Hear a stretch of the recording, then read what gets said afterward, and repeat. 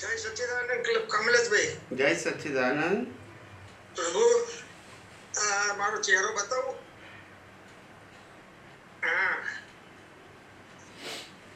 હવે હું એમ કહેતો હતો પ્રભુ કે જ્ઞાન, અજ્ઞાન ને વિજ્ઞાન એ રિલેટિવ સત્યને ન સ્વીકારવું એને જ્ઞાન કહે છે, અને રિલેટિવ સત્યને સ્વીકારવું એને અજ્ઞાન કહે છે. ના, રિલેટિવ સત્યને સ્વીકારવું એને જ્ઞાન કહેવાય.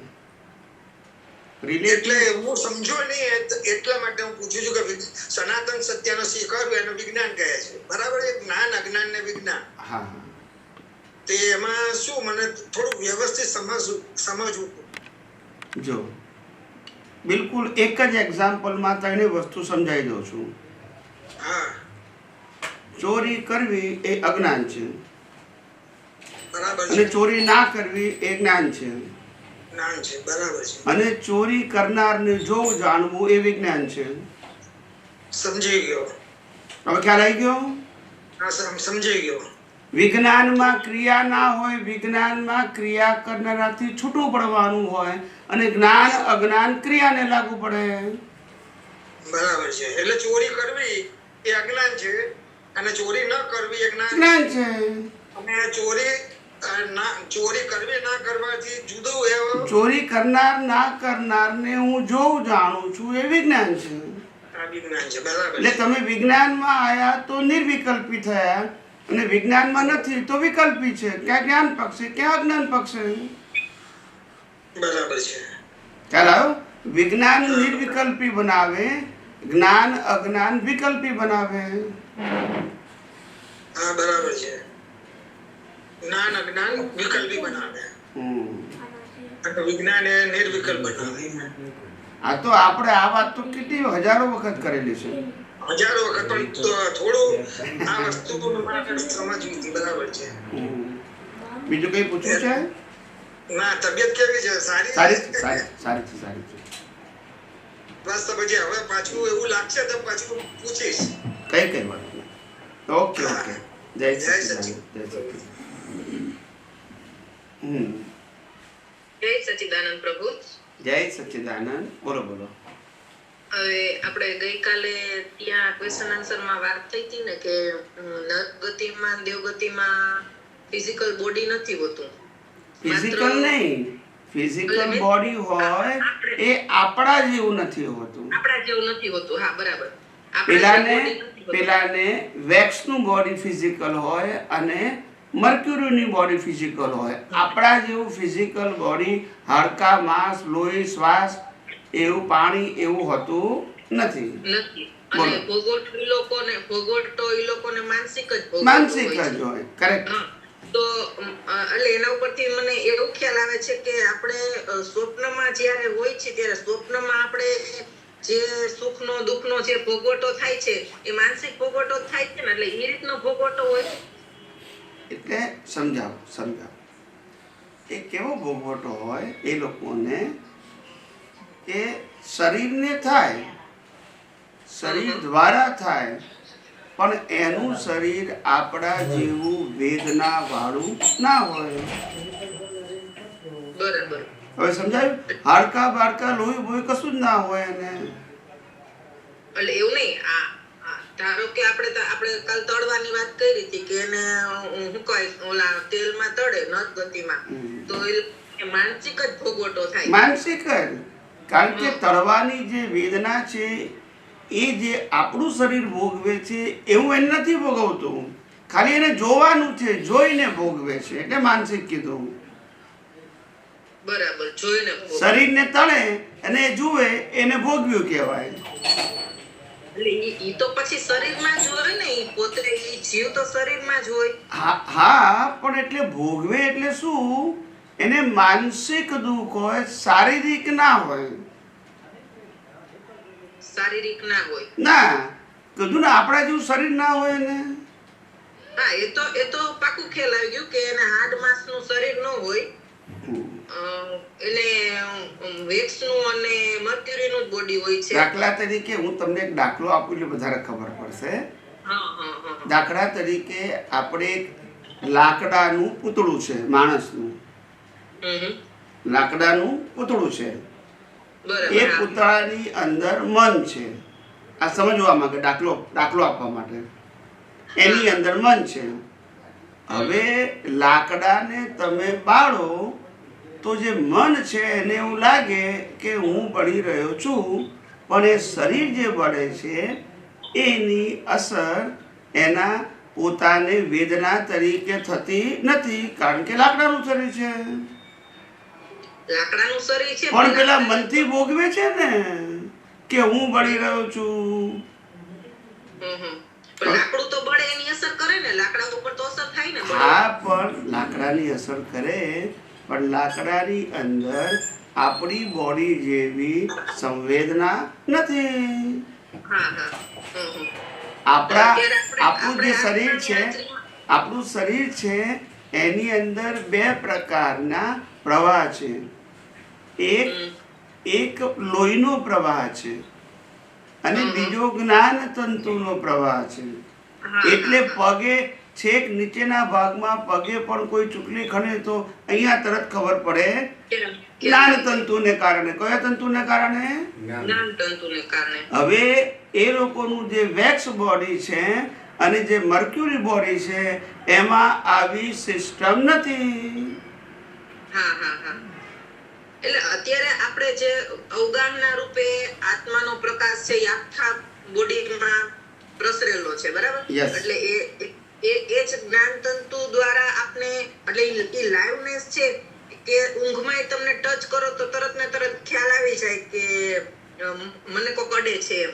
હા, તો પણ લાગે એટલે એ જે આપણી પ્રકૃતિ, આપણું શરીર જે સંવેદના વાળું છે એવી સંવેદના દેવલોક નર્કલોકના બોડીમાં નથી. બરાબર. સંવેદના નથી. દાખલો આપું, સંવેદના. બીજો સ્થૂળ દાખલો આપું. દાખલા તરીકે 1 કિલો સોનું છે. સોનાને પછાડો કે થવાનું નથી. નહીં. કોનાને કાપી નાખો તો સોનાને કે થવાનું નથી. ના. બરાબર છે. પણ સોનાનો એક પીસ કોઈ લઈ લે તો એના માલિકને થાય. હા. એ કેવું દુઃખ થાય? શારીરિક દુઃખ થાય કે માનસિક? માનસિક થાય. બસ સમજી ગયા?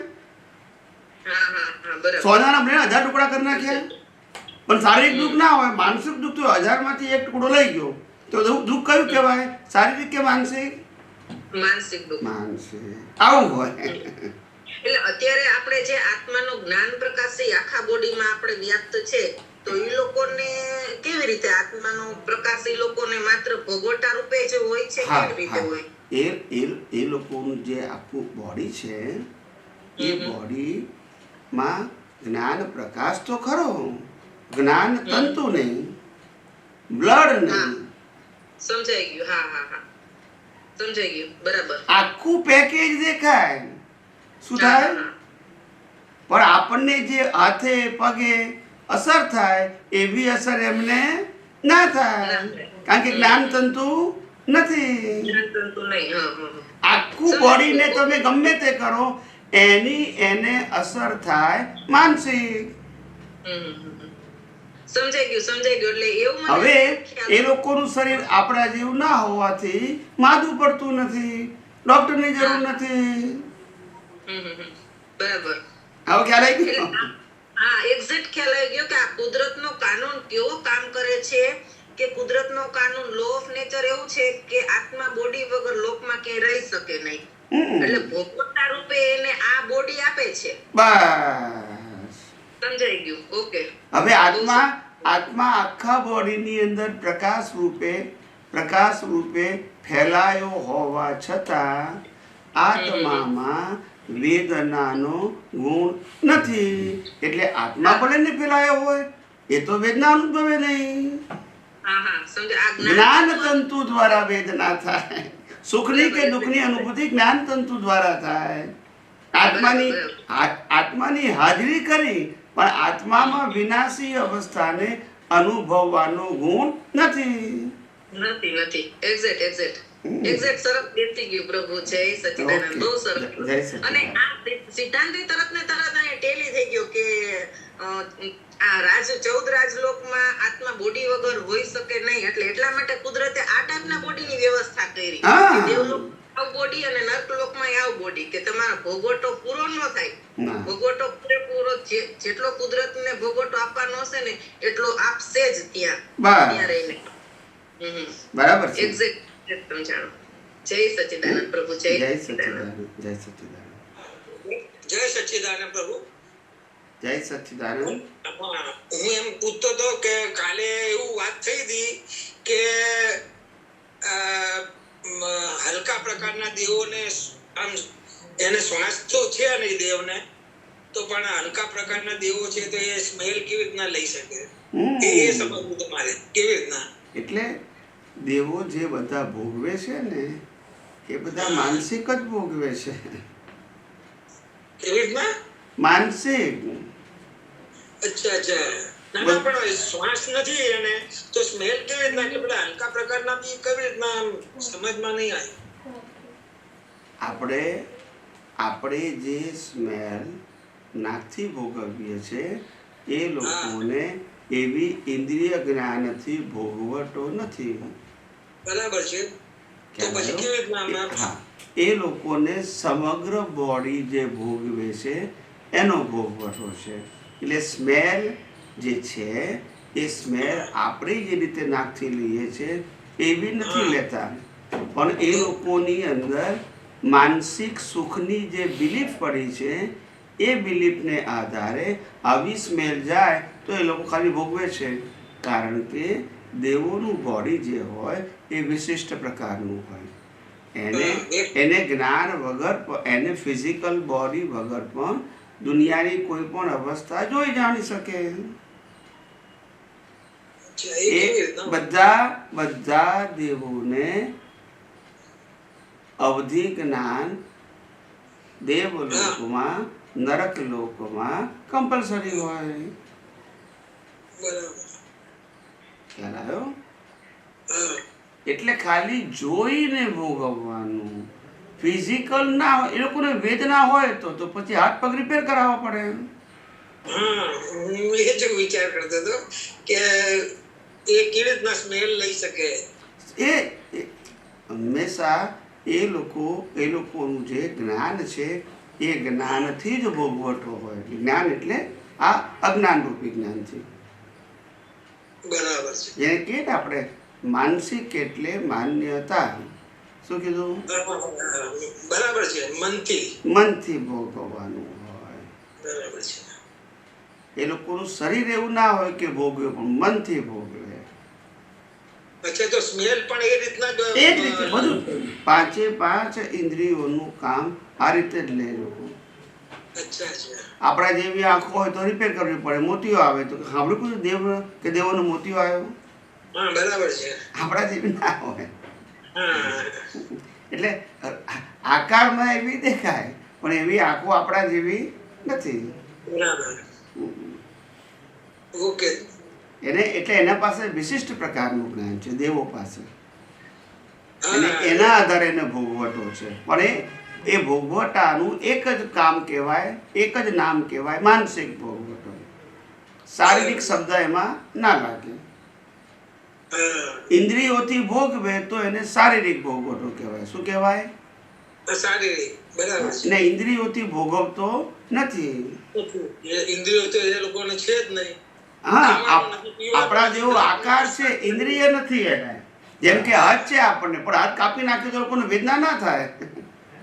પણ મારો હાથ કપાઈ ગયો એવી માનસિક વેદના હોય, શારીરિક વેદના ના હોય. બરાબર છે. એટલે મેં કીધું કે સમજો નહીં એટલે ભાઈ મેં પૂછી લીધું. ના કશો બીજા જય સચ્ચિદાનંદ. બીજા કોઈને કશું પૂછવું છે? जय सच्चिदानंद स्वामी जी. जय सच्चिदानंद. बोलो. कोटि कोटि वंदन स्वामी जी. स्वामी जी मुझे पूछना था कि किसी का भी बर्थ होता है वो जाति, कौन सी जाति में, जैन जाति में कैसे जन्म, मतलब क्या कर्म करते थे कि उन्हें वो कुल मिलता है? वो मुझे वो शब्दों कर में नहीं आ रहा। वो कैरेक्टर से मिलता है। उनका कैसे? कैरेक्टर जो है, कर्मों का कैरेक्टर, जी। उसके आधार से इनको जाति मिलती है, कर्मों का कैरेक्टर। तो स्वामी जी, जैन में भी इतने टाइप्स है, तो वो किस आधार पे मिलते हैं? इसीलिए मैंने कहा कि कैरेक्टर वो फिजिकल है, और ये फिजिकल कैरेक्टर के साथ जो इसके साथ गोत्र कर्म है वो अलग हो गया। गोत्र कर्म वो क्वालिटी हो गई। क्वालिटी एंड कैरेक्टर दोनों अलग हो गया। कैरेक्टर ऐसे, मैं जैन हूँ तो मैं मंदिर तिरासर जाऊंगा, पूजा करूंगा, आरती करूंगा, आप समझे? वो कैरेक्टर। और गोत्र है वो मेरा डेवलपमेंट है। मैं जैन हूँ मगर जैन धर्म को समझता नहीं हूँ, मगर मैं फिजिकल कैरेक्टर लाया हूँ। जी स्वामी जी। आप समझे ना? जब जैन होते हैं तो जैन की क्रिया करेंगे, उसके पास जैन का डेवलपमेंट का ज्ञान नहीं है। समझ में आया? तो वो गोत्र आ गया। गोत्र कैरेक्टर वो फिजिकल है, गोत्र वो डेवलपमेंट है। वो डेवलपमेंट दिखता नहीं है, मगर उसको अनुभव में आता है कि मेरे को ये बात समझ में आती है या ये बात समझ में नहीं आती है। मगर मेरे को कुल मिला है तो मैं कुल के आधार से मैं कहूँगा कि मैं जैन हूँ और जैन की क्रिया में करूँगा, मंदिर में जाऊँगा, मंत्र बोलूँगा। समझ में आया? वो कैरेक्टर है। कैरेक्टर फिजिकल फॉर्म में होता है। डेवलपमेंट वो अंदर की दशा है, ज्ञान दर्शन। तो वो तो कोई भी स्वामी जी, वो कोई भी जाति के समझ सकते ना, विज्ञान तो कोई भी जाति के समझ पा रहे। वही तो मैंने कहा कि दोनों चीज अलग है। अगर मैं लोअर कैटेगरी का कर्म लाया हूँ तो मेरा जन्म लोअर कैटेगरी के परिवार में होगा। इसका मतलब ये नहीं है कि मेरे पास ज्ञान दर्शन लो कैटेगरी का है, वो भी सकता है हाई लेवल का। लोहार, चमार, मोची के पास भी ज्ञान हो सकता है, सभी के पास नहीं होता है, मगर किसी किसी व्यक्ति के पास हो सकता है। आप समझे? इसीलिए अच्छे कैरेक्टर वाले, अच्छी क्रिया करने वालों के पास भी डेवलपमेंट का ज्ञान नहीं हो सकता है, खाली क्रिया करते रहेंगे। समझ में? मैं रोज पूजा करता हूँ मगर ज्ञान नहीं है, डेवलपमेंट नहीं है। तो दोनों चीज अलग समझ में आ गए? दोनों चीज अलग है। गोत्र वो डेवलपमेंट है, और धर्म वो आउटर कैरेक्टर है जो दिखता है। तो स्वामी जी, वो किस आधार पे बर्थ होता है उनका? नेक्स्ट मतलब क्या ऐसा कर्म करते हैं कि नेक्स्ट बर्थ में उनका उच्च गोत्र में बंधन होता है? उच्च गोत्र में बंधन होना और कैरेक्टर मिलना, ये दोनों अलग बात है। अच्छा। मैंने अच्छी भावना किया है तो मैं जैन धर्म में पैदा हो सकता हूँ, मगर मेरा डेवलपमेंट हो वो जरूरी नहीं है। अच्छा। समझ गए। आप समझे ना? मेरा डेवलपमेंट, किसी व्यक्ति को पास्ट बर्थ में एक अच्छे फैमिली में काम करने का मौका मिला, काम करने का, सर्विसेज, उनको भाव हुआ कि अगर मैं भी ये धर्म को पालन करूं तो इसे तप करूं, जप करूं, उपवास करूं, अठे करूं, कर सकते हैं। उसका मतलब ये नहीं कि उनका डेवलपमेंट है। तो वे फिजिकल कैरेक्टर हो गया। क्या हो गया? जो दिखने वाला है, और जो अनुभव दशा है वो तो बाहर देखते नहीं है। वो किसी की भी कोई भी हो सकती है, मगर लोअर कैटेगरी के अंदर अनुभव दशा कम लोगों में होती है, क्योंकि उनका जीवन संघर्षमय रहेगा। तो मानसिकता भी वैसी ही होगी। हाँ, कम लोग रहेगा। हाँ, अब लोअर कैटेगरी में जन्म लेगा ना, हाँ हाँ तो कम लोगों को ज्ञान का डेवलपमेंट होगा, और हायर कैटेगरी में जो परसेंटेज है वो ज़्यादा लोगों को अनुभूति का ज्ञान होगा। अभी समझ में आया मेरी बात? हाँ, तो ये परसेंटेज डिफरेंस होता है दोनों में। स्वामी जी, एक और प्रश्न था कि मुस्लिम्स को देख के ऐसे डर और घबराहट क्यों होती है? इसीलिए होता है कि हमारे मन में साइकोलॉजी है कि उनकी प्रकृति इस प्रकार की है। हाँ, वो साइकोलॉजी उसी के वजह ऐसा होता है या ऐसा होगा या सामने वाला ऐसा करेगा, वो जरूरी नहीं है। ये हमारी खुद की बनाई हुई, देख देख के, समझ समझ के, सोच सोच के हमने अपनी मानसिकता बनाई है। वो मानसिकता के आधार से देख के डर लगता है। जैसे एक व्यक्ति समंदर में स्नान करने के लिए गया, उसके सामने ही एक व्यक्ति समंदर में डूबकर, क्योंकि उनको तैरना नहीं आता था, फिर भी समंदर में गए, पानी ने खींच लिया, उन्होंने अपने आप को बचाने की कोशिश जरूर किया, मगर वो तड़फड़ते मर गया। अभी ये दृश्य मैंने देखा तो मेरे मन में साइकोलॉजी हो जाती है, अगर मेरा भी ऐसा होगा तो फिर वो पानी से उनको डर लगता है। अच्छा, ये साइकोलॉजी है, मानसिकता। सबको ऐसा नहीं होता है, मगर जिसको ऐसा डर बैठ गया वो भी ये कर्मों का फल ही है, ये अवतार का नहीं है, ये पिछला अवतार का डर बैठा हुआ है, इसीलिए वो पानी से डरता है। हालांकि पानी खराब नहीं है, मगर उनकी मानसिकता में ऐसा सेट हो गया है। मतलब वो सार निकाला होगा स्वामी जी? नहीं, सार नहीं, साइकोलॉजी। ये इसमें तो सार क्या होता है, उन्होंने पिछले अवतार में वो भय संज्ञा सेट कर दिया। अच्छा, वो भय संज्ञा अभी रूपक के रूप में, डिस्चार्ज के रूप में निकलती है। जैसे पानी देखेगा तो उनको भय संज्ञा हाजिर हो जाएगी। तो ये डिस्चार्ज है, मगर क्या है? डिस्चार्ज है।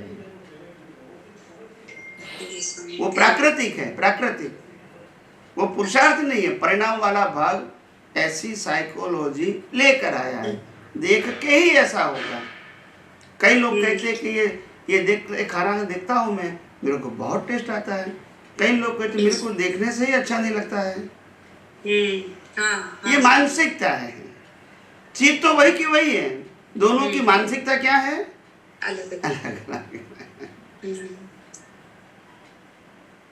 Thank you so much. जय सच्चिदानंद।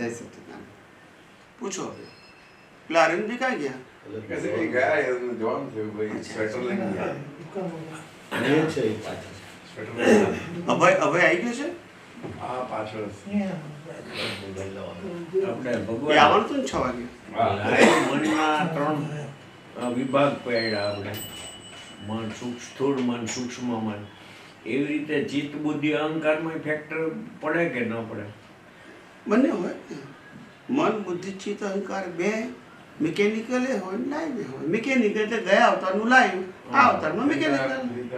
એમ મિકેનિકલ નહીં, મનના 4 વિભાગ પડ્યા ને, સ્થૂળ મન, સૂક્ષ્મ મન, એમ.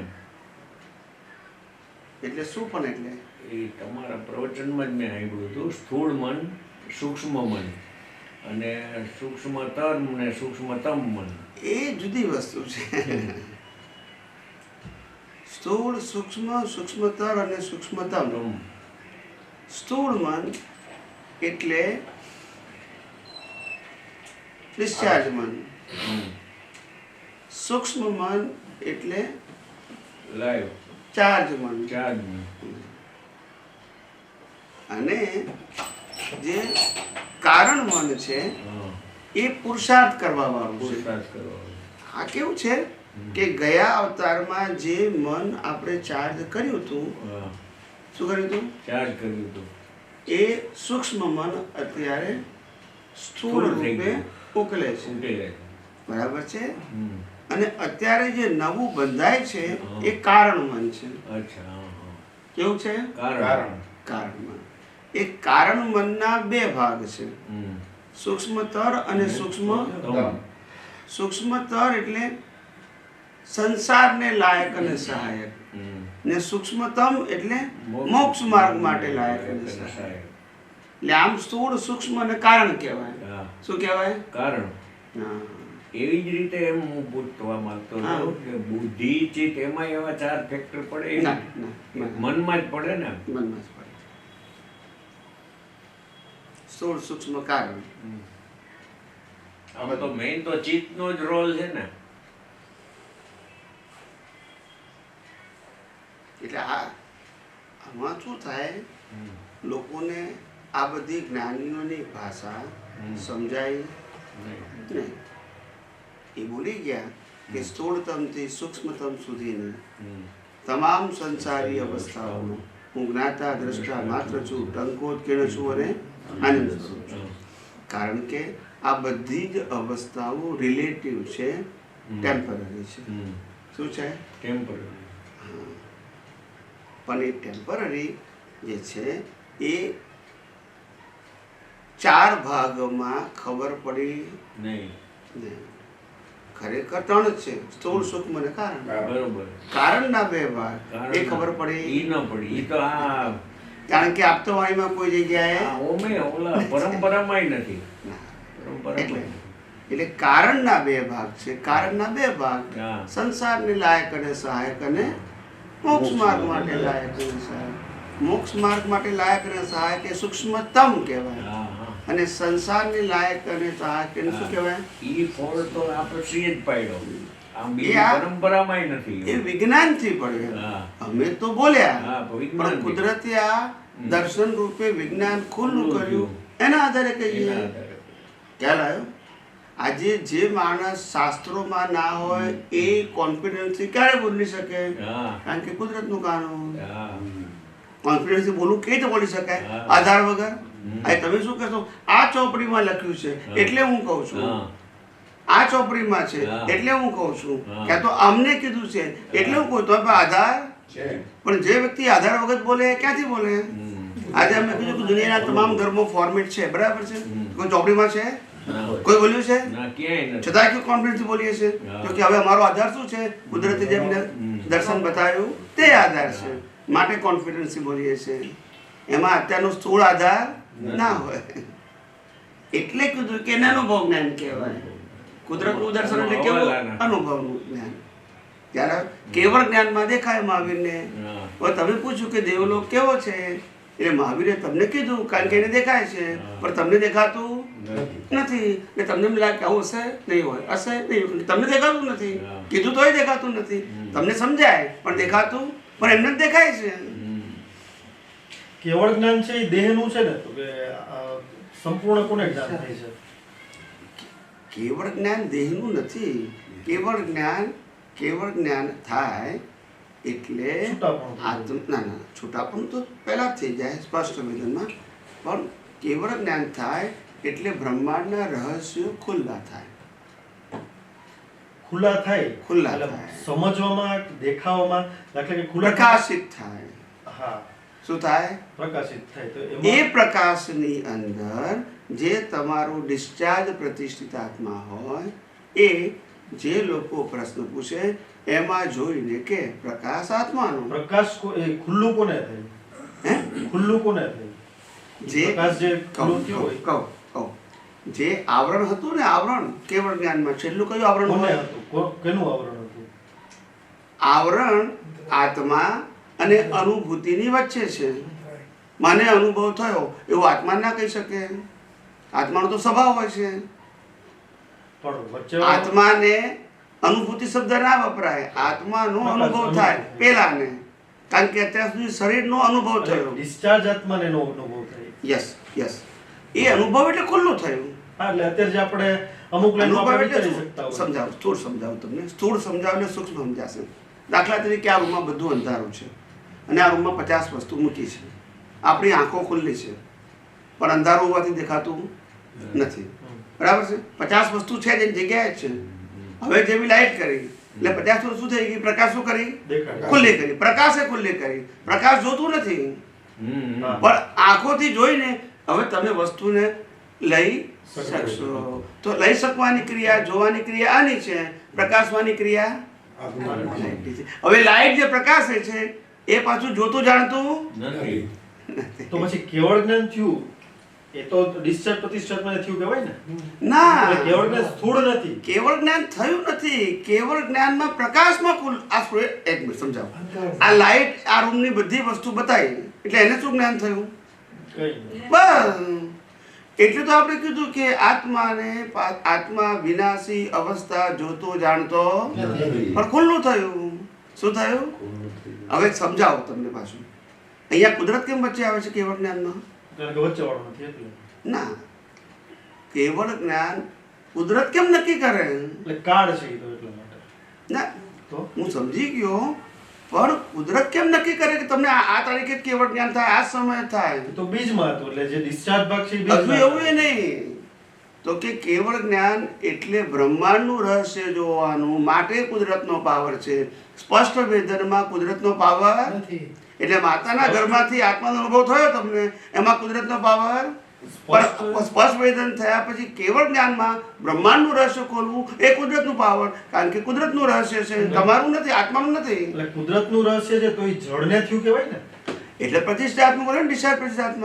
એટલે ડિસ્ચાર્જ એ જુએ જાણે, પ્રકાશ જુએ જાણે. તો ડિસ્ચાર્જ પ્રતિષ્ઠાત્મકમાં કઈ કઈ વસ્તુ આવે છે? તો કે ડિસ્ચાર્જ મન, બુદ્ધિ, ચિત્ત. બસ એ જ આવે. શું મન, બુદ્ધિ, ચિત્ત, અહંકાર તો અત્યારે છે એ જ હોય એને. તો પણ પ્રકાશ કેવળ જ્ઞાન એટલે કેવળ જ્ઞાન એ ખુલ્લું થયું છે. જેને વિચારમાં વચ્ચે જે અવલંબન આવતું હતું એ નીકળી ગયું અને એ અવલંબન ગયું એટલે એને કોઈ પણ સિદ્ધિ હોય, કોઈ પણ વસ્તુ જાણવાની હોય કે કોઈ પણ આપણે ક્રિયા કુદરતની ને જાણવાની હોય.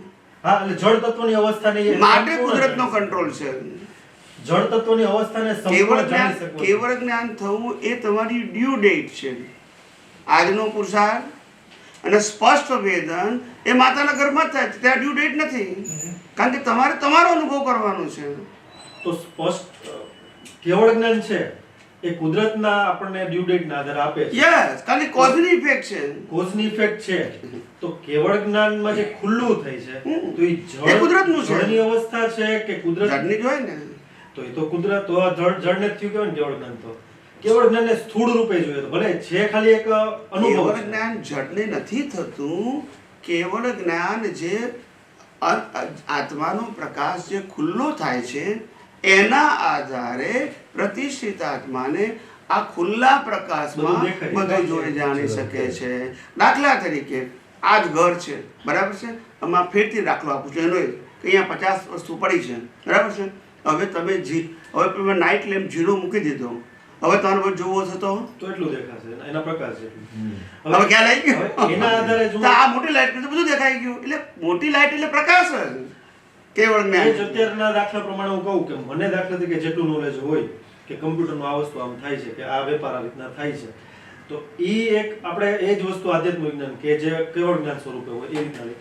તો એ મારું જે દર્શન જે ખુલ્લું થયું છે એ જ વસ્તુ મને તમામ બ્રહ્માંડના રહસ્યો જોવા મળશે કે પછી બુદ્ધિના લેવલે જોવા મળશે? કયા સ્તરમાં એ આવે? કહું મિકેનિકલ જ્ઞાન અને સૈદ્ધાંતિક જ્ઞાન બંને જ્ઞાન જળ છે. પણ મિકેનિકલ જ્ઞાન અને બૌદ્ધિક જ્ઞાન બે જ્ઞાન જળ છે. પણ બે જ્ઞાનનું લેવલ જુદું છે. મિકેનિકલ જ્ઞાન છે એ અવસ્થાને આધારે બિહેવ કરે છે, ખ્યાલ આવ્યો? અને જે સૈદ્ધાંતિક જ્ઞાન છે એ સનાતન છે, એ ક્યારે બદલાતું?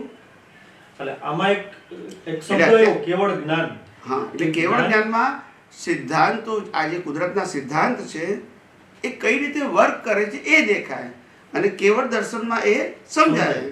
દેખાય નહીં. તો કેવળ જ્ઞાન શબ્દ આવ્યો એટલે આપણને એવું લાગે કે આ સ્થૂળ નોલેજ છે ટાઈપનું, બરાબર, પણ અનુભવમાં જગતનું જ્ઞાન, પણ જગતનું જેમ છે તેમ જ્ઞાન ખુલ્લું થઈ ગયું એટલે કેવળ જ્ઞાન કીધું. અને જગતનું જેમ છે તેમ સૈદ્ધાંતિક જ્ઞાન સમજાયું એને કેવળ દર્શન કીધું. જ્યારે છ તત્વોની અવસ્થા બનતી હોય, છ તત્વોનું જે કાર્ય હોય એ જ્યારે જેમ જેમ દેખાય તો કેવળ જ્ઞાન કેવળ કહેવાય. જ્ઞાન. સમજાય તો કેવળ, અત્યારે આપણને સમજાય છે તો તો કેવળ આપણું કેવળ દર્શન દર્શન clear. Yes, yes, yes, yes. અને સમજવામાં પણ એ ખાલી શાબ્દિક સમજણ નહીં, પણ નહીં. અનુભવની સમજણ. અનુભવ એટલે exact. દેખાવું જોઈએ. સિદ્ધાંત જ પછી વિકલ્પ ના હોય એમાં. સિદ્ધાંત પછી સમજવામાં કોઈ પણ પણ વિકલ્પ ના અવસ્થા હોય. બનતી હોય એમાં નિર્વિકલ્પી જ્ઞાન પણ સૈદ્ધાંતિક એટલે દર્શન કહેવાય. અને નિર્વિકલ્પી જ્ઞાન સિદ્ધાંતમાં ખુલ્લું થઈ જાય તો એને કેવળ જ્ઞાન કહેવાય. એટલે જ્યારે કોઈ પણ અવસ્થા બનતી હોય એમાં છ તત્વોનો કઈ રીતનો ભાગ છે એ જ્યારે એક્ઝેક્ટ સમજાય, પછી સારી હોય કે ખરાબ હોય, ગમે તે હોય, ત્યારે બધામાં દર્શન સિદ્ધાંત clear એક જ હોય.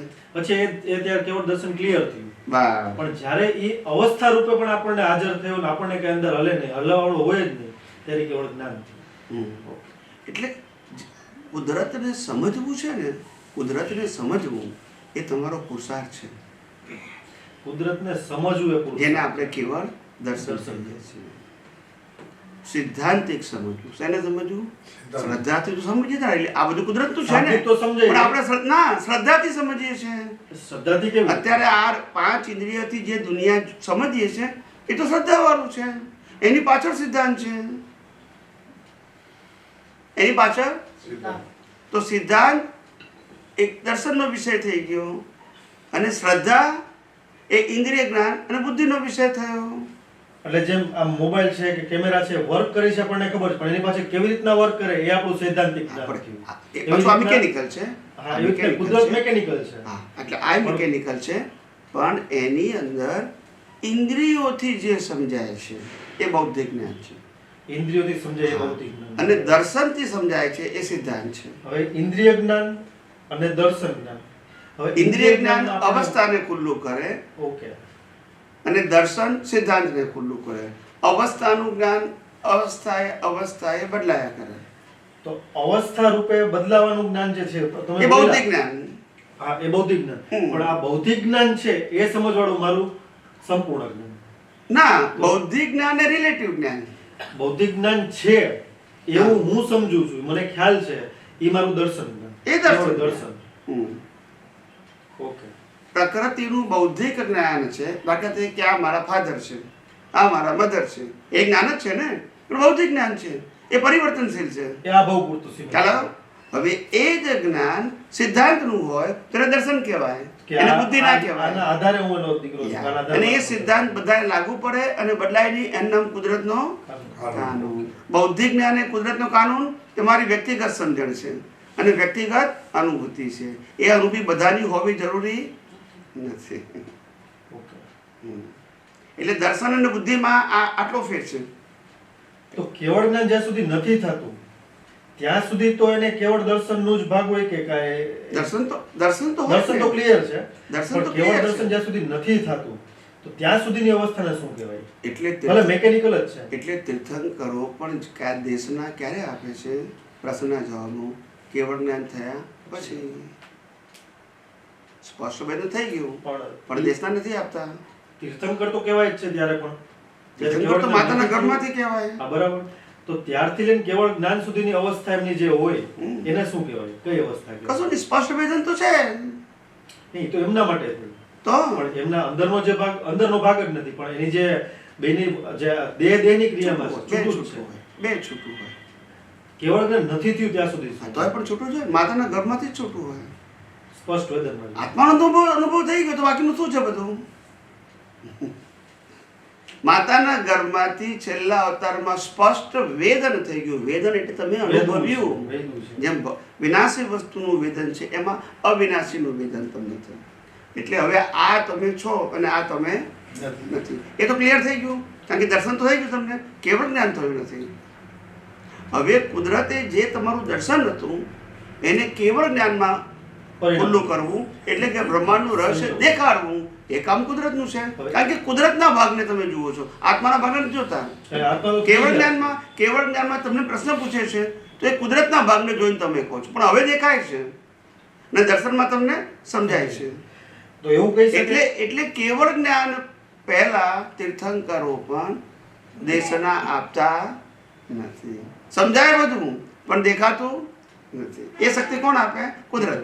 એટલે કુદરતમાં પણ એટલો ભાગ કેવળ જ્ઞાન પહેલા એટલો બાધકમાં તો આવે જ છે, અથવા આવરણ રૂપે તો હોય જ છે, શાબ્દિક આવરણ, પણ જરૂર નથી એ. જરૂર નથી, કારણ કે આત્માનો અનુભવ તો થઈ ગયો. આત્માની હાજરીમાં જે ડિસ્ચાર્જ પ્રતિષ્ઠિત આત્મા છે એમાં હજુ બ્રહ્માંડ ખુલ્લું થયું નથી.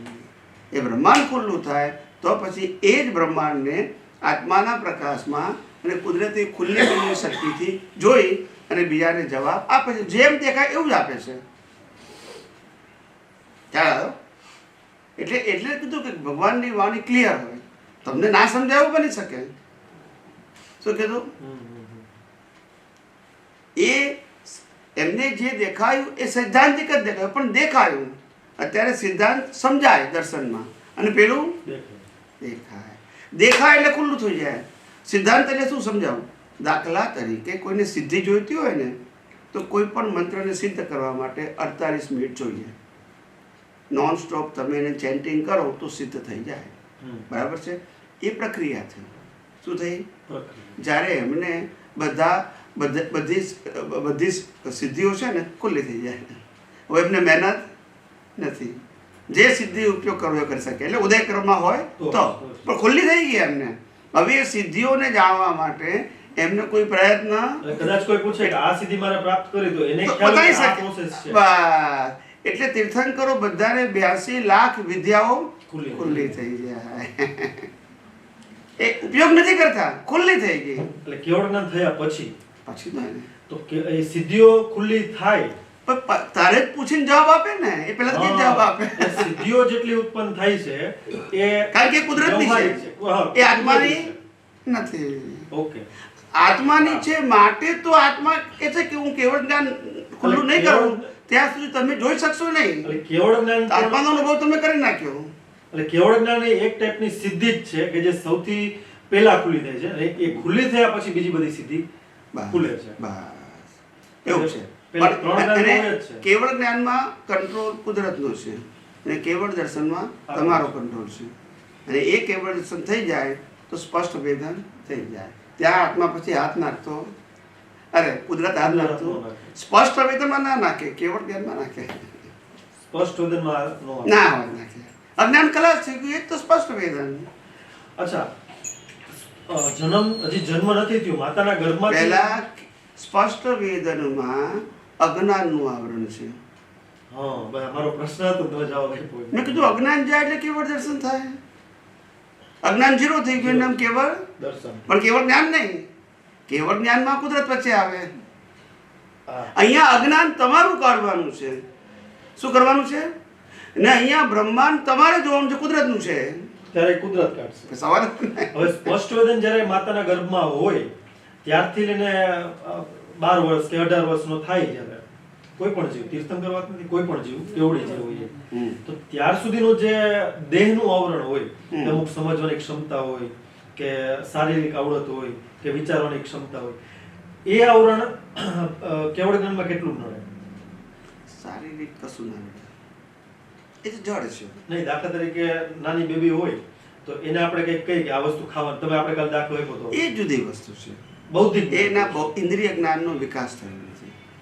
ઇન્દ્રિયો છે ને, પણ ઇન્દ્રિય જ્ઞાનથી જે સમજાવવું જોઈએ બૌદ્ધિક જ્ઞાન, એને ખુલ્લું ધીમે ધીમે ખુલ્લું થાય. એ જ વસ્તુ કેવડીઓને કે તીર્થંકરો જે લાસ્ટ બર્થ જેમનો છે એમને એ નોલેજ કેટલું હોય? કારણ કે પોતે તો આખું સ્પષ્ટ વેદનમાં છે. કેવળ જ્ઞાનમાં ખુલ્લું થાય છે વન્સ અગેન, એ સનાતન સત્ય છે. ઇન્દ્રિયો દ્વારા ખુલ્લું થાય છે રિલેટિવ સત્ય છે. એટલે રિલેટિવ સત્યનું તો એ જ રીતે કે બે ઉદય વર્ષ કર્મમાં ત્યારે રિલેટિવ સત્યમાં ઉદય કર્મમાં આવે. ઉદય કર્મ. એ જે કેટલાકને 10 વર્ષે સમજાઈ જાય ને કેટલાકને 90 વર્ષે ના સમજાય, પણ રિલેટિવ સત્ય. રિલેટિવ સત્ય ગમે એવું હોઈ શકે, પણ કેવળ જ્ઞાન તો એ બધાને સરખું છે. બધાને સરખું. રિલેટિવ સત્યને ઉંમર સાથે લેવા દેવા નથી. એમ કેવળ જ્ઞાન નહીં નથી. ખ્યાલ આવ્યો? પણ કેવળ જ્ઞાન સનાતન સત્ય બતાવે. ખ્યાલ આવ્યો? આ નહીં. હા, અને અત્યારે જે ઉંમર પ્રમાણે જે બુદ્ધિ સમજાય છે ને એ રિલેટિવ સત્ય બતાવે છે. એનું રિલેટિવ સત્યનું ઇન્દ્રિય જ્ઞાનનો ડેવલપમેન્ટ છે. એ અમુક ઉંમરે જ ખબર સમજાય. ખ્યાલ આવે? તે પછી અમુક ઉંમરે પાછી ડેવલપ થયેલી વ્યક્તિને જ એટલું સમજાય. એ જ ઉંમરની બીજી વ્યક્તિને પાછું એ વસ્તુ ના સમજાય. એ અંદરના એના બૌદ્ધિક ક્ષયોક્ષમ ઉપર આધાર છે, કેટલું ખુલ્લું થયું છે તેવું. આ રિલેટિવમાં પાછું ખ્યાલ આવ્યો? ભલે વિનાશી છે તોય. એટલે કેવડીઓને પણ એટલું જ લાગુ પડે કે એમાં લાગુ ના પડે? કેવડીને તો આની સાથે લેવા દેવા જ નહીં ને. એટલે તમે રિલેટિવની જે છે રિલેટિવમાં લાગુ પડે. કેવડી તો કોઈ લેવાય. ઉદય કરતો કેવડીનો, તીર્થંકરનો અને અજ્ઞાનીનો ત્રણના ઉદય કર્મ તો સરખા જ હોય. જેવા કર્મ એવો ભોગવટો હોય. કેવડીઓનું બુદ્ધિ, કેવડીઓ છે કે તીર્થંકરો છે, એમનું બૌદ્ધિક જ્ઞાન કેવું હોય? ડિસ્ચાર્જમાં જે લાયા હોય તે. એટલે એવું પણ બને ને કે કોઈ પ્રશ્ન પૂછ્યો હોય કે આ વેપાર કેમ થાય, તેની પાસે જવાબ ના પણ હોય કેવળ જ્ઞાન પહેલા. કેવળ જ્ઞાન પહેલા તો લગભગ બોલે જ નહીં એ લોકો. અચ્છા, નહીં બોલે, કદાચ ના બોલે, પોતાને સમજવાની એવી જિજ્ઞાસા હોય તો એને ખબર હોય કે આવરણ જ હોય. લગભગ ના બોલે, કારણ કે એવો કોઈ ઇતિહાસમાં દાખલો નથી. બોલે તો નહીં. પણ સામાજિક જીવન તો હોય છે, ખ્યાલ આવે ને? પણ જે આપણે જેને પ્રસોત્તરી કહીએ છીએ એવું જીવન ના હોય. પણ એમને અંદર ખ્યાલ હોય કેવળ જ્ઞાન પહેલા સમજાયેલું સમજાય. હોય. દર્શન ક્લિયર એટલે દર્શન ક્લિયર. આમાં શું થાય છે કે કેવળ જ્ઞાન અને કેવળ દર્શન વચ્ચે ડિફરન્સ શું રહે છે? દર્શન થઈ ગયા પછી કેવળ જ્ઞાનમાં રસ નથી એને, એ તો ટાઈમે ખુલ્લું થવાનું જ છે. એ ફિક્સ છે. પણ મને મારો અનુભવ થઈ ગયો, એને કહેવાય કે હું શેના માટે આ બધું જ્ઞાન મેળવું છું, તો કે મારો અનુભવ કરવા માટે. એ થઈ ગયો મને. આ કેવળ દર્શન એ દુનિયાને કહેવા માટે છે. અચ્છા, એને જરૂર નથી. કેવળ જ્ઞાન છે ને દુનિયા માટે છે. આ અત્યારે આ બધા શાસ્ત્રો લખાયા મહાવીરના કીધા પ્રમાણે 44,000 પ્રશ્નોના જવાબ આપે એ આપણા માટે, બીજા માટે છે. એને તો જરૂર નથી. એને બિલકુલ જરૂર અને નથી. કદાચ કેવળ જ્ઞાન થાય પછી દેશના ના પણ આપે તો તોય જરૂર નહીં. નથી એને. પણ કેવડી ક્યાં આપે છે? હા, કેવળ જ્ઞાન બી દેશના આપવી જરૂરી નથી. એનો રોલ ઉપર આધાર રાખે. કેવડીનો રોલ ના હોય, તીર્થંકરનો રોલ હોય. પણ જ્ઞાન તો નહીં સરખું. એને આખું બ્રહ્માંડનો રસ દેખાય છે, એને બોલવાનો રોલ નથી. તો તીર્થંકરના પુણ્ય અને કેવડીના પુણ્ય સારી રીતમાં કુદરત જુદા જ હોય ને. એમાં ક્યાં ડિફરન્સ આવે? બહુ ડિફરન્સ હોય. એટલે ઉદયકર્મમાં ડિફરન્સ આવે. જબરજસ્ત ડિફરન્સ હોય. એટલે તો એને એટલે તો કહે છે કે તીર્થંકર કલ્યાણ સ્વરૂપ કહેવાય, કેવડી કલ્યાણ સ્વરૂપ ના કહેવાય, કલ્યાણને પામેલા કહેવાય. સ્વરૂપ એટલે બીજાને હેલ્પફુલ. હવે ખ્યાલ આવી ગયો? દેહ પણ એવો એનો બનેલો હોય. દેહ, સંજોગો, શક્તિ બધું જ રિલેટિવમાં જે જરૂર હોય બધું જ હોય ને. ખ્યાલ આવે? બધું જ હોય. એટલે સામાન્ય દેવી દેવતાઓની સેવા તે બધું જ હોય ને. સામાન્ય જીવ જેવું એનું જીવન ના હોય એવું છે. ના એટલે દેખાતા તો એવા જ હોય. કોઝ ઇફેક્ટમાં તો સરખું એવું જ હોય. પણ વિશિષ્ટ પ્રકારનો પાવર કુદરત એને આપે, કારણ કે રોલ એવો છે. આજે હું ચક્રવર્તી હોઉં, મને ચક્રવર્તીનું પદ મને કુદરત આપે તો 6 ખંડ જીતવાની શક્તિ ના આપે? ના આપે તો ચક્રવર્તી કેમ ન કહેવાય? બરાબર. એટલે તમને જે પોસ્ટ આપે એને અનુરૂપ શક્તિ આપવાનું કામ પણ કુદરતનું છે, સંજોગ આપવાનું કામ પણ કુદરતનું છે. ત્યારે તમારી એ પોસ્ટ સિદ્ધ થાય. શું થાય? કે આ હું ખરેખર ચક્રવર્તી છું એમ. ને 6 ખંડ જીત્યા પછી એને ચક્રવર્તી કહેવાય. ચક્રવર્તી માતાના ગર્ભમાંથી જ છે, પણ ચક્રવર્તી કહેવાય ક્યારે? ડ્યુ ડેટ આવે ત્યાં. બરાબર. આ દાખલો કેવળ જ્ઞાનમાં બેઠો. બધે ઠેકાણે હોય. વાસુદેવને પણ એવું હોય. એટલે આ બધું સમજવું પડે. 3 ખંડનો ધણી હોય વાસુદેવ. હા, 6 ખંડ હોય. અને પ્રતિ વાસુદેવને એવું ના હોય કે 3 ખંડ કે 6 ખંડ એવું ના હોય. હજી આવી સમર્થ હોય. એટલે આ પણ કુદરતે આપેલી શક્તિઓ છે બધી. આત્માની કોઈ શક્તિ નહીં. પોતે જે ભાવ કર્યા કરે હંમેશા. ભાવ એટલે શું? ભાવનું ફળ કુદરત આપે. એટલે શક્તિનો સંજોગ પણ કોણ આપે? કુદરતે કરેલું કુદરત. આત્માની હાજરી ખરી, પણ આત્માની શક્તિ, જે શક્તિ ઉત્પન્ન થાય નાશ થાય એ બધી કુદરતની. ભલે ચક્રવર્તી હોય તો શક્તિ કુદરતની, વાસુદેવ હોય તો શક્તિ કુદરતની. ખ્યાલ આવે? ઇન્ટેન્શન છે, ભાવનું ઇન્ટેન્શન એ ડેવલપમેન્ટ ઉપર આધાર છે કે સંજોગ ઉપર આધાર રાખે? ડેવલપમેન્ટ ઉપર. તો પછી નર્ક ઇન્ટેન્શન અને જ્ઞાન આ બંને વસ્તુ જુદી છે. મારી પાસે જ્ઞાન હોય પણ અવસ્થામાં મારું ઇન્ટેન્શન ખરાબ પણ હોઈ શકે, કારણ કે જ્ઞાનનો ઉપયોગ નથી. એટલે કીધું કે 1% અજ્ઞાન હોય તો પણ નરગતિના કર્મ બાંધી શકે. 1% અજ્ઞાન હોય તો, કારણ કે અજ્ઞાન તો અજ્ઞાન જ છે. એ વખતે જો બીજ પડી ગયું તો નરગતિનું હોઈ શકે, દેવગતિનું પણ હોઈ શકે, 10 લાખ વર્ષનું ભોગવવાનું તમારું. ત્યાર પછી તમને કેવળ દર્શન થઈ ગયું એટલે મોક્ષે જવાનું નક્કી થઈ ગયું. પણ હવે 10 લાખ દેવગતિ કે 10 લાખ નરગતિ ભોગવી પછી મનુષ્યમાં જઈને પછી મોક્ષે જવાનું. પણ ત્યાં સુધી તો બંધાઈ ગયા. હવે તમારું કશું ચાલે નહીં. 1% અજ્ઞાન હતું ત્યારે જે બીજ પડી ગયું એનો ભોગવટો પણ એટલે ત્યાં કુદરતનો કાનૂન લાગુ પડે ને. તમે બીજ નાખ્યું એટલે કાનૂન કોણ લાગુ પડશે? કુદરત. પછી તમે એમ તો કે મારે દેવગતિ નથી જોઈતી, તમારે મૂકી જવું છે, ચાલે? જવું જ પડે. દેવગતિ એ ભોગવવી પડે. માટે એને બેડી કીધી. શું કીધી? પુણ્ય અને પાપ બંનેને બેડી કીધી. બેડી એટલે ભોગવે જ છૂટકો. ખ્યાલ આવ્યો? જ્ઞાનીને લાગે કે આ દેવગતિનું આયુષ્ય બંધાઈ ગયું, આ તો બંધન થઈ જશે, પણ તોય હવે ભોગવે જ છૂટકો. 10 લાખ વર્ષ હોય તોય ભોગવવા પડે. એમ નહીં, પણ નાની પાસે તો ઇન્ટેન્શનલી એ સમજી શકते કે આ હું કરીશ તો નાનું આ ફળ આવશે, કારણ કે સમજતા. તો પછી એનાથી પુણ્ય કર્મ બંધાય શું કામ? પુણ્ય શું કામ બંધાય? પાપે શું કામ બંધાય? એ તો એની પાસે ક્ષમતા છે. એટલે ત્યાં ઉપયોગ આવ્યો. કાળનો ત્યાં શું આવ્યો? ઉપયોગ. ઉપયોગ કાળ નહીં, ઉપયોગ. આ બધા સતયુગમાં જન્મીને બાંધે છે ને નરગતિના કર્મ. તો પછી કાળનો એ કાળ ક્યાં નહીં, એક હા એ બરાબર છે. તો પછી એવું નહીં. એટલે એ અજ્ઞાન કામ કરી ગયું.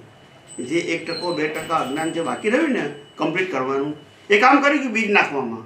પછી ભલે પાછું એ જ અવતારમાં એને ખલાસ કરી નાખ્યું. બીજ નાખવામાં કામ નથી કર્યું, પણ બીજ નખાઈ ગયા છે. હા, એટલે એ ના હોય તો બીજ પડે નહીં ને. એટલે બીજે કામ કરે એટલે એ અજ્ઞાનતાએ કામ કરી લીધું બીજ પાડવામાં. એમ ના હોય તો મારા અજ્ઞાન જીરો થઈ ગયું. તો કેવળ જ્ઞાન હોત. નહીં તો બીજ પડે નહીં ને પછી. તો કેવળ જ્ઞાન કે કેવળ દર્શન કમ્પ્લીટ. નહીં તો કેવળ દર્શન થાય. દર્શન કમ્પ્લીટ થાય. કેવળ દર્શન થાય અને કેવળ જ્ઞાનનું બીજ પડે. આ બધું કેવળ દર્શન થવું અને કેવળ જ્ઞાનનું બીજ પડવું, પછી રિઝલ્ટ કુદરત આપે. હવે દાદાને જે ખુલ્લું થયું હતું કે કેવળ દર્શન ખુલ્લું થયું સંપૂર્ણ. કેવળ દર્શનમાં 4 માર્ગ નથી. હવે ઈ કેવળ જ્ઞાનનું બીજ પડ્યું કહેવાય કે ના કહેવાય? ના કહેવાય. ના કહેવાય. 360 પ્લેન ના પડે ને. કેવળ જ્ઞાનનું બીજ પડે પછી મનુષ્ય ભાવ એક જ બાકી હોય. મનુષ્ય સેવાનો ભાવ હોય શકે પણ મનુષ્ય ભાવ એક જ બાકી હોય. પછી કર્મ બંધાય. ફરીથી બોલો. કેવળ દર્શન થયા પછી એક જ મનુષ્ય ભાવ બાકી હોય. એના સિવાય નરગતિ હોઈ શકે, નરગતિ હોઈ શકે, તે પૂરા થવું પડે. પણ એ પુરુષાર્થ હોય. એ તો ડિસ્ચાર્જ ભાવ હોય. પણ કેવળ જ્ઞાન પછી કેવળ દર્શન થઈ ગયા પછી 4 ભાવ હોય પણ મનુષ્ય ભાવ એક જ હોય. પાણીમાં જાય, નરગતિમાં જાય, દેવગતિમાં જાય, છેલ્લે પાછો મનુષ્યમાં આવીને મોક્ષી જાય. હવે પુરુષાર્થ નહીં પણ બીજ નાખ્યા છે તો પરિણામ તો. પણ એ તો જાડા બીજ હોય છે, જૂના પડેલા હોય ને આપણે કેવા કહીએ આગલા અવતારના જ હોય. એ જ અવતાર. કોઈ પણ જીવ મનુષ્ય ભાવમાં આવે ને એટલે મનુષ્ય ભાવના કર્મ તો બાંધે છે. તો મનુષ્ય ભાવ સેવાયના કર્મ બાંધ્યા હોય એ પેલા પૂરા કરીને છેલ્લે પાછો ક્યાં આવે? એટલે પેલા સ્ટોક પૂરો કરવા ગયો. શું કરવા ગયો? અને પછી મનુષ્ય ભાવમાં આવે એટલે પછી એ પૂરા થાય પાછો નવો સ્ટોક પાછો બાંધે. કેવળ દર્શન પૂરું થવું પછી કેવળ જ્ઞાનનું બીજ પડે છે. પછી તે પેલા ના પડે ને, કારણ કે એના આધાર નક્કી થશે તમારું કેવળ જ્ઞાન ક્યારે થવાનું છે. હજુ અજ્ઞાન હોય ને કેવળ જ્ઞાનનું બીજ પડે તો તમે કર્મ ને કર્મ બાંધી શકો. તો કેવળ દર્શનમાં જે 4 ડિગ્રી ખૂટે છે દાદાને કે આપણે જેટલી ઘટતી હોય એટલી, એ પૂરી કરવા માટેનો ઉપયોગ કયો આવ્યો? ખાલી છૂટાપણા સિવાયનો ઉપયોગ કે આપણે જોવાનો? હા, કર્મ કેમ બંધાયું? એમને કર્મ કેમ બંધાયું? અજ્ઞાનતાથી તો ઉપેક્ષાનો થઈ ગયો. એમને સ્થૂળ અજ્ઞાનતા ના હોય, એમને કયું હોય કે ઉપયોગ ક્યાં ચૂકેલા હોય? એમને જ્ઞાન દર્શનના ઉપયોગની અજ્ઞાનતા હોય, જેને આપણે પ્રમાદ કહીએ છીએ. શું કીધું? જ્ઞાન છે પણ ઉપયોગ ના થયો તો મહાત્મા ક્યાં ઉપયોગ કરે એટલો બધો? તો પછી ના તો એ તો બધાને બંધાય ને, પણ નિયમ તો બધાને હરખો લાગવું પડશે ને. મહાત્મા કે નામ મહાત્મા. તમે જેટલો વિજ્ઞાનનો હોવા છતાં ઉપયોગ નહીં કરો તો કર્મ તો બીજો કોઈ ઓપ્શન નથી. બીજો કોઈ ઓપ્શન જ નથી. આપણે ગમે તે વ્યક્તિગત માનીએ, કુદરત એના કાનૂન પ્રમાણે કામ કરશે. તમારી પાસે વિજ્ઞાનની દ્રષ્ટિ છે પણ ઉપયોગ નથી, તો બીજો ઓપ્શન છે અજ્ઞાનનો ઉપયોગ. અજ્ઞાન એટલે રિલેટિવ સત્ય, જેનાથી પુણ્ય પણ બંધાય અને પાપ પણ બંધાય. પણ તમે એમ કહો છો કે મારો વિજ્ઞાન છે અને ઉપયોગ નથી અને પાપ પુણ્ય ના બંધાય, એવું બને? ઓપ્શન જ બે છે. ક્યાં ઉપયોગ કરો, પણ ઉપયોગ ક્યાં રિલેટિવ છે, ક્યાં રિયલ છે. રિલેટિવ ઉપયોગ હોય તો પાપ પુણ્ય, રિયલ હોય તો છોટાપણું, અજ્ઞાન નાશ થઈ જાય. રિલેટિવ હોય તો નવ કર્મ બંધાય.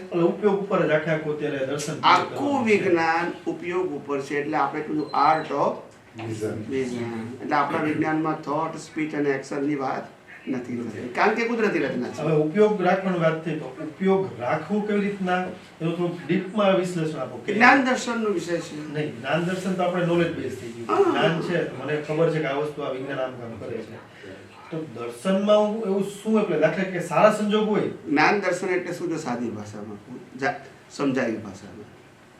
દાખલા તરીકે ₹1,00,000 છે, બરાબર છે. એ ₹1,00,000 અહીંયા 10 વ્યક્તિઓ બેઠી છે, એ બધાને વેલ્યુ સરખી નહીં દેખાય. કેમ? એવું એનું જ્ઞાન કહેવાય. એવું એનું શું કહેવાય? એ વસ્તુ માટેનું મને ₹1,00,000 દેખાય છે, ₹1,00,000 છે એ ખબર છે, પણ મને મોહ નથી, મારે કામના નથી, તો મને મોહ નહીં થાય. બીજું કે મારે કામના છે પણ એટલા એ હોય કે ના હોય તો મને ફેર પડતો નથી, તો મોહ તો છે પણ ઓછો છે. લોકોને આના વગર ચાલશે જ નહીં, તો એના માટે મોહ રિલેટિવ સત્યની વેલ્યુ વધારે છે, એટલું અજ્ઞાનનું આવરણ કહેવાય. આના વગર નહીં ચાલે, એ અજ્ઞાનનું શું થઈ ગયું? આવરણ. એટલે પદાર્થ મને બાંધતો નથી, મારી દ્રષ્ટિમાં રહેલું અજ્ઞાન મને બાંધે છે. જો પદાર્થ બાંધતું હોય તો કોઈ મોક્ષ જઈ જ ના શકે. તો કુદરતને આત્મા ભેગા થઈ ગયા. એટલે સ્ટ્રેન્થ જુદી છે. શું છે અંદરની સ્ટ્રેન્થ તમારી? જ્ઞાન, માનો કે જ્ઞાન બધાને, વિજ્ઞાનનું જ્ઞાન બેઝિક છે, પણ બધાની સ્ટ્રેન્થ કેવી છે? એટલે તમે કેટલું બાયપાસ કરી શકો છો રિલેટિવ સિસ્ટમને, એટલો તમારો પાવર. અને જે તમે બાયપાસ નથી કરી શકતા એટલો તમારો પ્રમાદ. તો પ્રમાદ કહેવાય ને. વિજ્ઞાન છે પણ તમે ઉપયોગ ના કરી શકે પ્રમાદ. તો પછી બીજ સીધો જ પ્રિન્સિપલ છે. હવે આમાં આગળ સમજવાનું આપણા વિજ્ઞાનીઓ માટે મહત્વનું છે. એક મહાત્માએ પ્રશ્ન પૂછ્યો હતો કે અજ્ઞાનીય કર્મ બાંધે અને વિજ્ઞાનીય કર્મ બાંધે છે, બરાબર છે? બંને કર્મ બાંધે છે, બરાબર છે? તો પછી બેમાં ફેર શું? એક બાંધે છે અને ઇન્ટેન્શનલી બાંધે છે. અજ્ઞાનીય બાંધે છે અને જેની પાસે વિજ્ઞાન છે એ બાંધે છે. એનો છેલ્લો અવતાર નથી, એ બાંધે છે. તો બેમાં ફેર શું? ફંડામેન્ટલ સિદ્ધાંતિક ફેર શું? બે કર્મ બાંધે છે એ કોમન આન્સર છે. તો પછી બેમાં ફેર શું? ટુ વર્ડ્સ બાંધે છે ને એક અજ્ઞાન. ના. વિજ્ઞાની પણ વિજ્ઞાનનો ઉપયોગ ના કરે એટલે અજ્ઞાની જેવા જ કર્મ બાંધે છે, બરાબર છે? વિજ્ઞાન નથી તો અજ્ઞાન જ છે ઉપયોગ. તો કે છે ફેર શું છે આ બંનેમાં? અજ્ઞાની ઇન્ટેન્શન સાથે કર્મ બાંધે છે, મારે આવું પુણ્ય અથવા આવી પરિસ્થિતિ જોઈએ, અને વિજ્ઞાની બાય મિસ્ટેક કર્મ બાંધે છે. એ વખતે વિજ્ઞાન હાજર રહેતું નથી. બાય વિજ્ઞાન છે પણ ઉપયોગ કરી શક્યો નહીં, એટલે બાય મિસ્ટેક એને. અને પેલો તો ઇન્ટેન્શન નથી, મારે તો બંગલા, મોટર ગાડી બધું જોઈએ, ખ્યાલ આવ્યો? અને પેલાની પાસે વિજ્ઞાન છે કે આ બધું કુદરતી રચના છે, ખાલી ઉપયોગ ના થયો એટલે પ્રમાદ થઈ ગયું. એટલે બાય મિસ્ટેક થઈ ગયા કર્મ. શું થઈ ગયા? અને પેલા વિથ ઇન્ટેન્શન કર્મ બાંધે છે કે આવી મારે લાઈફ જોઈએ છે. પેલો માગતો નથી, બાય મિસ્ટેક, કારણ કે ઉપયોગ ચૂકી ગયો. હવે બીજ પડી ગયું હોય ઇન્ટેન્શન વગર અને પ્રમાદથી, તો એ ખ્યાલ કેવી રીતના આવે કે મેં પ્રમાદ કર્યો? દાખલા કે ઉપયોગ ચૂકી જાય એટલે કુદરતી રચના ન દેખાય, એટલે બીજ તો પડી જાય. ખ્યાલ કેવી રીતના કે મારાથી ઇન્ટેન્શનલી બીજ પડ્યું, સોરી પ્રમાદથી બીજ પડી ગયું છે? પ્રમાદથી બીજ પડ્યું એટલે ઉપયોગ ચૂકી ગયો, અને ઇન્ટેન્શનલી બીજ પડ્યું એટલે મેં બાંધ્યું છે એમ. ના, એ ભાગ મૂકી જાઓ. પ્રમાદથી જે બીજ ચૂકી ગયો, મારી વિજ્ઞાનની જાગૃતિ ચૂકી ગયો, એ પ્રમાદ. વિજ્ઞાન છે. પ્રેક્ટિકલ દાખલો, કૃષ્ણ ભગવાને યુદ્ધ કરાવડાવ્યું, એને બીજ પડ્યા, એમની પાસે પ્રમાદ હતો એટલે એનાથી બીજ પડી ગયું. સવાલ જ નહીં ને. બરાબર. નહીં તો કઈ પડે એની પાસે એ પણ જ્ઞાન જાગૃતિ નતું એવું નહીં, જ્ઞાન તો હતું. હા, એની પાસે એ પણ જ્ઞાન છે, જાગૃતિ છે કે આ વસ્તુ ચૂકી ગયા. તારે જ બીજ પડે ને. મારી પાસે વિજ્ઞાન હોય ને વિજ્ઞાનની જાગૃતિ હોય તો બીજ પડે. એની પાસે તો પછી પ્રમાદ બી ના કહેવાય. ચૂકી ગયા એટલે જ પ્રમાદ કહેવાય. પણ એ જાગૃતિ તો છે જ ને કે આ વસ્તુ ખરેખર આત્માલક્ષી નથી. હા, પણ છતાંય પ્રમાદનો મતલબ શું? એક ક્ષણ માટે એનો ઉપયોગ ચૂકી ગયા. રેડી 48 એની પાસે વિજ્ઞાન જતું નથી રહ્યું. સમજી ગયો. છે જ. પાછું બીજી ક્ષણ તો બીજા સંજોગમાં ઉપયોગ કરે જ છે પાછો. પણ આ એક ક્ષણ માટે ચૂકી ગયો એટલે બીજ પડી જાય છે. પડી ગયું.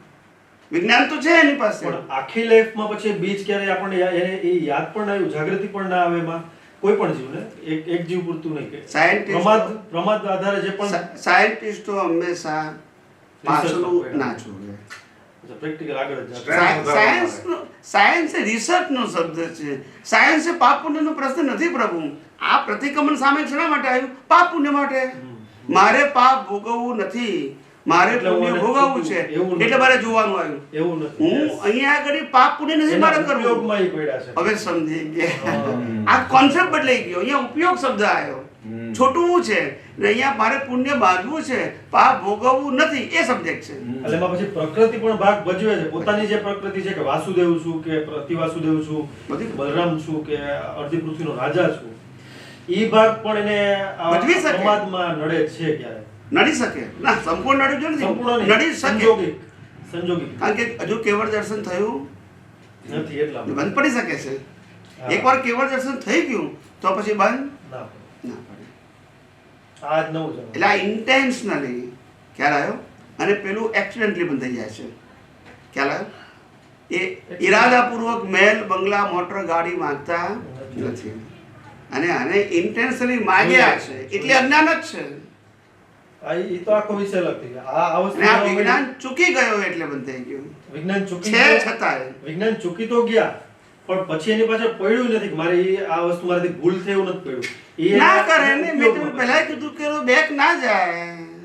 હા, ઉપયોગની સ્ટ્રેન્થ વધારવા ના માટે જાય. કોઈ પણ સાયન્ટિસ્ટ આમ જ જાય. ભૌતિકમાં પણ આમ જ જાય, પાછળ ના જાય. બરાબર. અન્નામ તો સાયન્સ કહેવાય. સાયન્ટિસ્ટ પહેલી વસ્તુ સાયન્ટિસ્ટનો મતલબ રિલેટિવ સત્યમાં ના પડે. આ સમજી જાઓ. એટલે આપણે સાયન્સને રિલેટિવ સનાતન સત્ય કીધું, લો ઓફ નેચર કીધું, યુનિવર્સલ કીધું. હવે તમે તમારું પાપ થયું પુણ્ય થયું પણ એ રિલેટિવ સત્ય છે.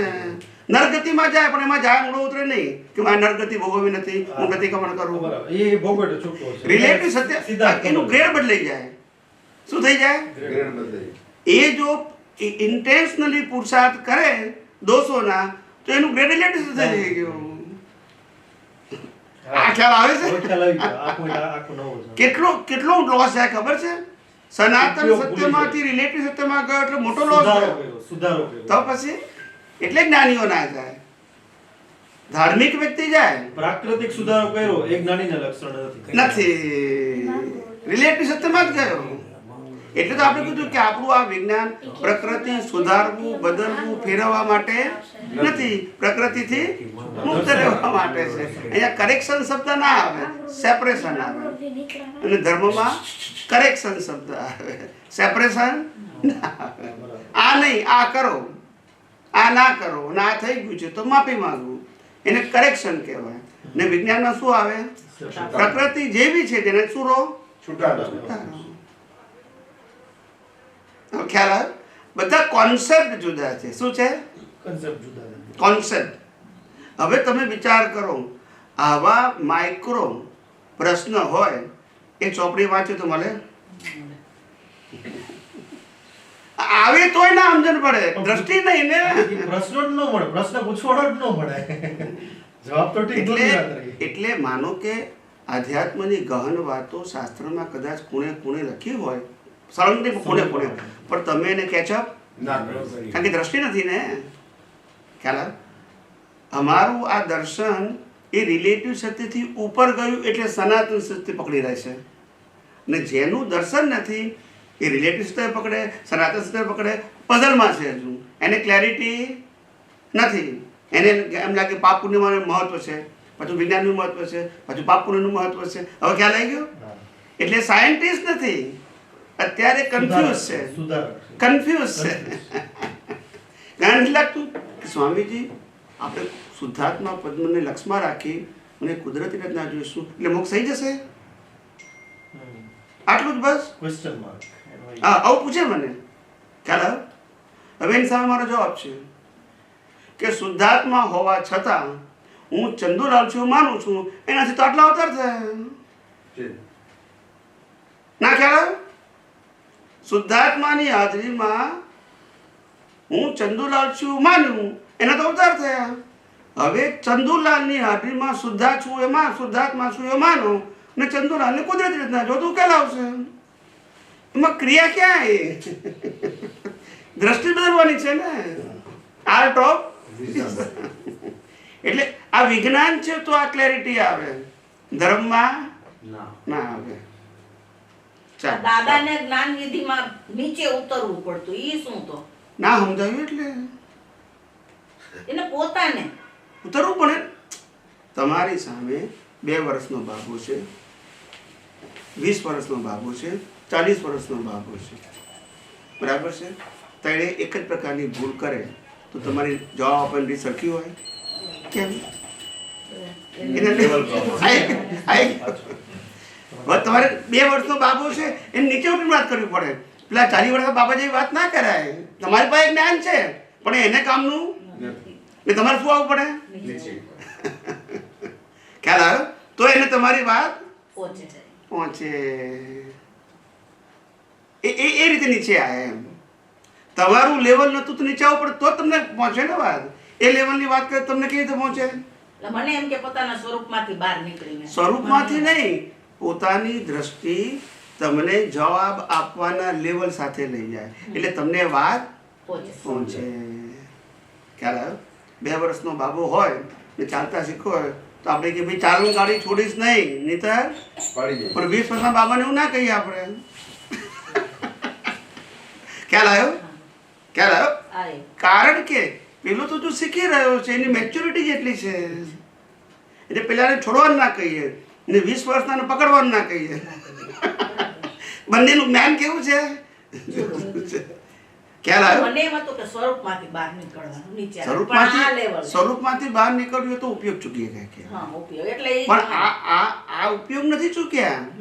આ તો સંજોગને આધીન એમની જે એમ પટેલ છે એમ પટેલનો હિસાબ જ એવો છે કે એ વ્યક્તિ સાથે વાત કરવી પડે. એમ પટેલ માટે, એમ પટેલ માટે જ છે ને. જવાબ કોણ આપે? એમ પટેલ આપે છે. કે આત્મા થોડો આપે છે? આત્મા નથી આપતો, પ્રતિષ્ઠા આત્મા નથી આપતો, પ્રકૃતિ આપે છે. પ્રકૃતિનો હિસાબ છે. આમાં આત્મા વચ્ચે આવતો નથી. પ્રતિષ્ઠિત આત્માને જવાબ આપવાનો.